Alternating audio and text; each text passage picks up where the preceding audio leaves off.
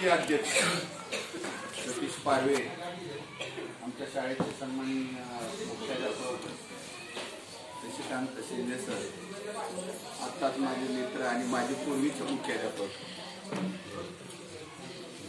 राजाभाऊ कोरे, तुम्हाला ऐकायचं नसेल तर मी बंद करतो. सगळे हाताची गाडी चांगलं ऐकायचं आहे ना, मग कुणाचाही आवाज आला नाही पाहिजे एवढं लक्षात घ्या. ज्या निवृत्त झाल्यात त्या माझ्या ताई विलंबे मॅडम,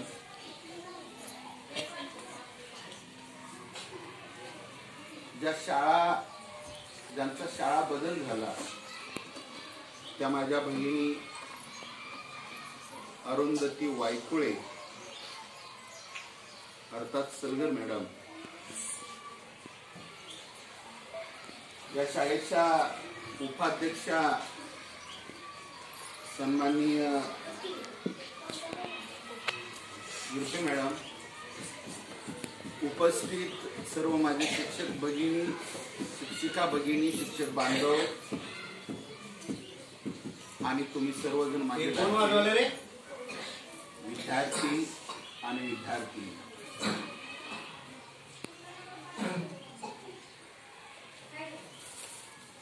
आयुष्यामध्ये सगळ्यात मोठा आनंद नोकरीला लागताना होतो आणि नोकरीला निवृत्त होत असताना आनंदाने निवृत्त व्हावं आणि पुढे काम करत राहावं असा आदर्श, असा आमच्या समोर आदर्श ठेवणाऱ्या विजोल्ले मॅडम तुमच्या परत एकदा तुम्हाला खूप खूप शुभेच्छा देतो. नोकरीत असताना माणसाकडे एक ताकद असते, माणसाचं गोड कौतुक होतं, ते माणसाला पुरस्कार मिळतात, माणसाला शाबासकी मिळते. याचं मूल्यमापन कोण तर करत असतं आणि त्या मूल्यमापनाचं प्रतीक म्हणून त्यांना पुरस्कार मिळत असतात. त्याच्या मागची भूमिका असते की त्यांनी काम करावं आणि त्याच्यापेक्षा जास्त आणखी काम करावं, पण ज्याची अपेक्षा न ठेवताना फक्त माझ्या कर्तव्याशी मी एकनिष्ठ आहे, मला कुठल्या पुरस्काराची गरज नाही, मला कोणी चांगलं म्हणावं असं माझ्या मनात येत नाही, असा विचार करून पुढे जाणाऱ्या सलगर मॅडम हे आता आपल्यातून दुसऱ्या शाळेतल्या लेकरांना चांगलं करण्यासाठी गेलेले आहेत, जातात. नक्कीच बाळराजे या गावातला शिक्षक म्हणून मी शिक्षकांची पारख करतो, पण मॅडम असं झालं की लंगड घोडं म्हणजे निंद घोडं बोलू शकत नाही, अशी माझी अवस्था कांबळे मॅडम काही गोष्टीत झाली. त्यामुळं धडाधड असं काही बोलावं असं वाटायला पण लागलं नाही. आता मॅडमच्या समोर 2018 साली ज्या वेळेला इथं आल्या त्यावेळेला अख्खं बाबळगाव आमच्याकडे आल्यासारखं वाटलं. काय ह्या वरवडचं वैशिष्ट्य आहे कोणाच ठाऊक, बाबळगावच्या लोकांना आमच्या वरवडलाच यावंच वाटतं. शिंदे सर हसायला लागले. राजा मात्र घरापासून आला, काम राजाने खूप चांगलं केलं, शिंदे सर पण करतायत. शिंदे सरांचे स्टाफ मेंबर म्हणून सलगर मॅडमनी काम केलं, सुधाकर खंदाऱ्याने केलं आणि पेटीनं केलं. ऐकून घ्या, एकाच शाळेत एकाच ठिकाणी असणारी ही माणसं खूप छान काम करत होती आणि करतायत. अतिशय उत्कृष्ट यांचं काम चालू आहे. नंदाच्या डोळ्यातलं पाणी हे खरं तर अंतःकरणातलं पाणी होतं. सतीश, नंदाला अँब्युलन्स मध्ये घालायला उचलून टाकायला माणूस नव्हता तिथं. गर्दी खूप होती शिक्षकांची. आता तू जे करतोय ते त्यावेळेला मी करत होतो. ह्या 14-5 जणीला घेऊन ये. 5 जणीला अँब्युलन्स मध्ये घालत असताना त्यातली माझी एक शिक्षिका मयत झाली. हे सांगायचं धाडस मी नंदा तर बेशुद्धच होत्या 4-5 जणी, पण मी मॅडमला सुद्धा सांगितलं नव्हतं तर मॅडमचा आत्मविश्वास गळेल आणि मॅडम जोराजोरानं रडतील. झालं होतं कसं, ह्या सगळ्यांना मी चव्हाण वस्तीला होतो, ह्या सगळ्या लेडीजला आणून टाकलं प्राथमिक आरोग्य केंद्रात मोहोळला. मला फोन प्रमोद मानेचा आला की तुझ्या शाळेतल्या सगळ्या शिक्षिकांचा, वरवडच्या शाळेतल्या ऍक्सिडेंट झालाय, खूपच अडचणीत आहेत त्या. मी तिकडे न जाताना मी थेट दवाखान्यात गेलो. त्यावेळेला ती पडलेली अक्षरशः मुडदे पडल्यासारख्या ह्या माझ्या शिक्षिका पडलेल्या होत्या. तिथल्या डॉक्टरांनी रेफर केले ह्यांना की पुढच्या दवाखान्यात न्या. पण मी त्यावेळेलाच आणि कादेला मी नाव घेतो आणि माझं मोरेला सांगितलं की त्या अश्विनी हॉस्पिटलचं सगळं करा, मी येतोय तुमच्याकडे. नंदाला अजिबात कळत नव्हतं. तगवाले मॅडम पूर्ण बेशुद्ध होत्या, सगळ्यात 3-4 जणी. पण अँब्युलन्स मध्ये घातलं आणि नामदेव कुचेकर वेळ अशी आली की मी ह्या महिलांच्या बरोबर जायचं का तिला महिला जोडीला ठेवायचं. परिस्थिती ती सांगतायत ना माझ्या सलगर मॅडमला, त्यावेळेची सगळी माहिती आहे. मी तर अँब्युलन्स मध्ये जाणार होतो पण ह्यांच्याजवळ मला बसता येत नव्हतं. कळलं असेल तुमच्या मॅडमला. मी सलगर मॅडमला म्हणलं सतीश की मॅडम प्लीज तुम्ही अँब्युलन्स मध्ये बसा. मॅडमनी मागचा पुढचा कुठलाही विचार न करता पटकन ह्या 4-5 जणींच्या बरोबर स्वतःला झोपून दिलं आणि ह्या 5 जणींच्या वेदना खऱ्या मोहोळ ते सोलापूर पर्यंतच्या त्या सहन करत होत्या आणि मी मात्र पुढच्या बाजूला ड्रायव्हरच्या शेजारी रडत बसलो होतो. नंदा जगती का नाही. मला गट शिक्षण अधिकाराचा फोन, इथल्या कार्यकर्त्यांचा फोन, एक गेली. आता नंदाचं कसं झालं, तगवाले मॅडमचं कसं झालं, मी त्यांना सांगणार जगवणार, तुम्ही काळजी करायची नाही. तोपर्यंत तिथं हॉस्पिटलमध्ये सगळे ह्यांचे बेड तयार होते तिथल्या डॉक्टरांनी. कारण माझ्या वरच्या नेत्यांना मी सांगितलेलं होतं की मी घेऊन यायला लागलो.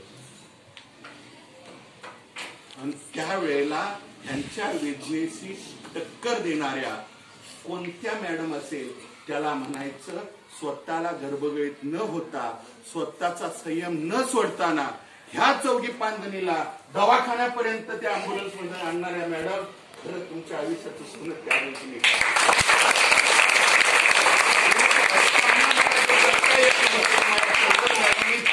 म्हणून केलं.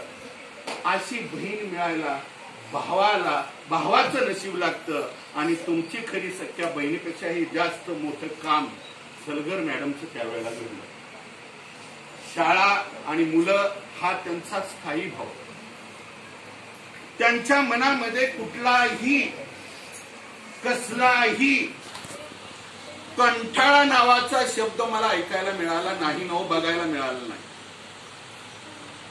नाही गाडी मिळाली तर स्वतःच्या नवऱ्याला म्हणणार, सरांना म्हणणार मला सोडायला चला, पण मला टाइमिंग मध्ये जायला पाहिजे. कुणाच्याही गाडीवर बसायचं पण मला शाळेत यावं लागेल. कधीही स्वतःला मी एक स्त्री, मी एक महिला म्हणून मॅडम तुम्ही स्वतःला कधी बघितलं नाही. मी सुद्धा त्या पद्धतीची राहू शकते. कोण जरी आला तर टाइमिंग होत आला, शाळा तर मला गाठायची आहे पण मला शाळेच्या अगोदर जायचं आहे. म्हटलं का नामदेव कुचेकरची गाडी असू द्या, पेटेच्या असू द्या, नाहीतर जयराम तुम्ही तिकडं आला असतं तर तुमच्या असू द्या, नाहीतर अन्य कुणाची पण आमच्या सतीश पारव्याची असली तरी सुद्धा गाडीवर बसणारी बिनधास्त बाई हा तुमचा स्वभाव मला अतिशय चांगला आवडतो. नाहीतर अलीकडे स्वतःला कमकुवत समजतात आणि कसं बसू त्याच्या गाडीवर असं कधीच मनात मॅडमच्या आलं नाही. हा बाळानं तुम्ही तो त्यांचा हा गुण घ्यायचा.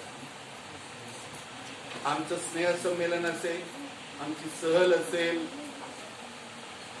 आमच्या शाळेतला कुठलाही सांस्कृतिक कार्यक्रम असेल, एखाद्या सभेचं नियोजन असेल, लेकरांच्या आयुष्यामध्ये काही चांगली गोष्ट घडवायची असेल तर इथं महिला मेळावा असेल, सावित्रीबाई जयंती असेल, नव्हे तर महिलांचा तो 8 मार्चचा असेल, त्याचं नेतृत्व करत असताना माझ्या 6वी 7वीच्या मुलींना आई म्हणून शिकवतात हो. नामदेव कुचेकर पण शिकवतो.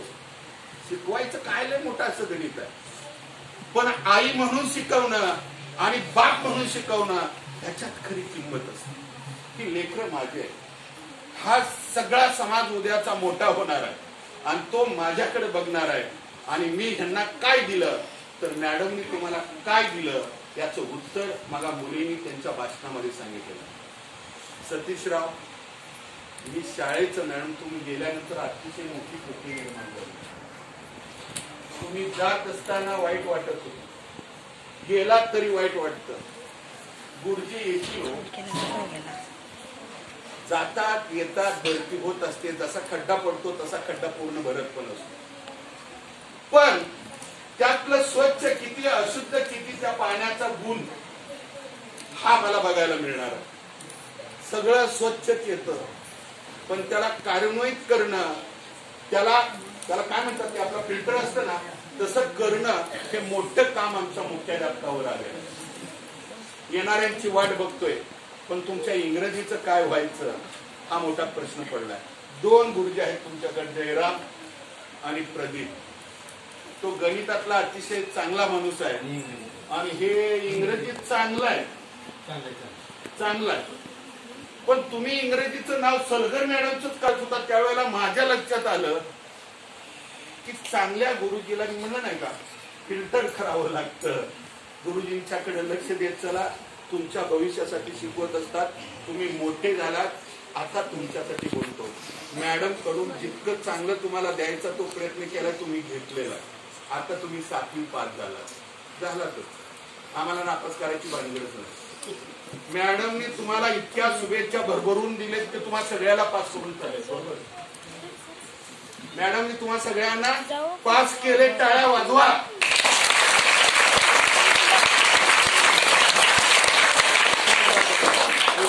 पास केले. शासनाचा नियम आहे म्हणून मी बोललेलो नाही मॅडम, कांबळे मॅडम, की तुम्हाला सगळ्याला साक्षर बनवलंय आणि खूप हुशार बनवलंय.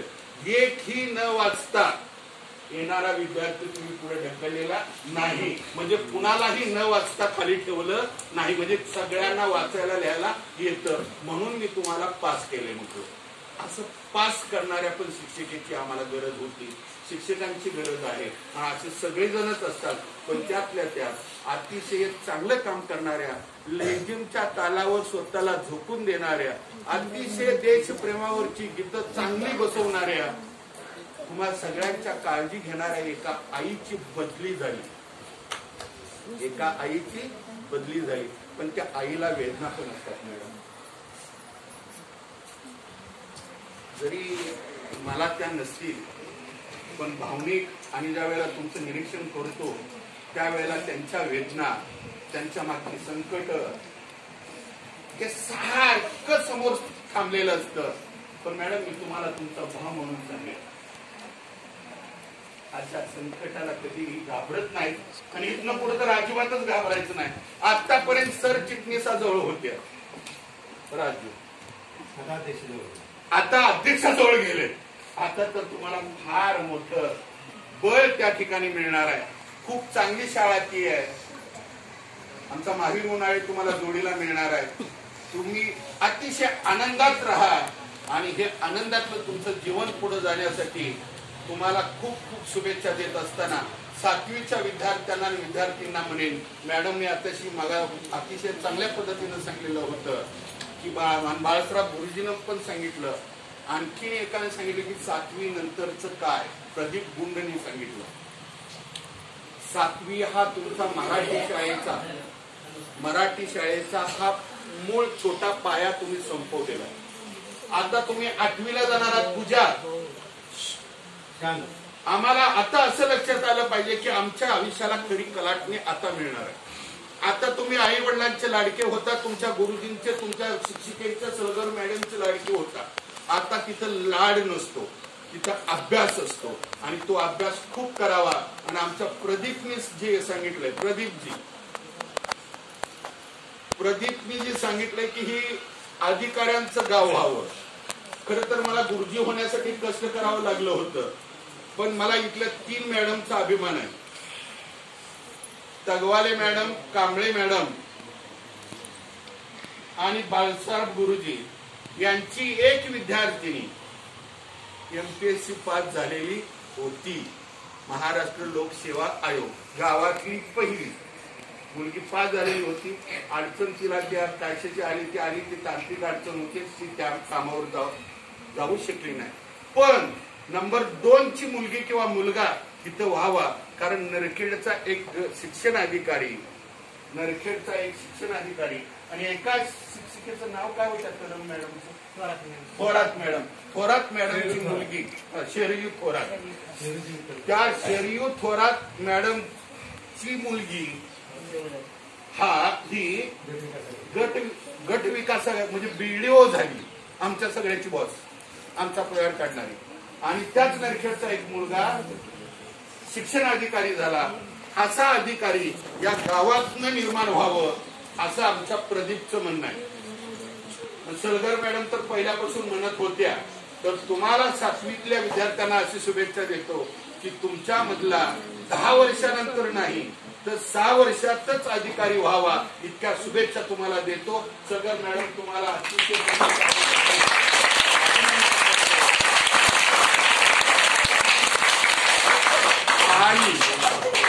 आणि आमचे मुख्याध्यापक माझी अशा गोड कार्यक्रमाला आले त्याबद्दल त्यांचं स्वागत करतो आणि मी आपली रजा घेतो. तुम्हाला सगळ्यांना शुभेच्छा, धन्यवाद.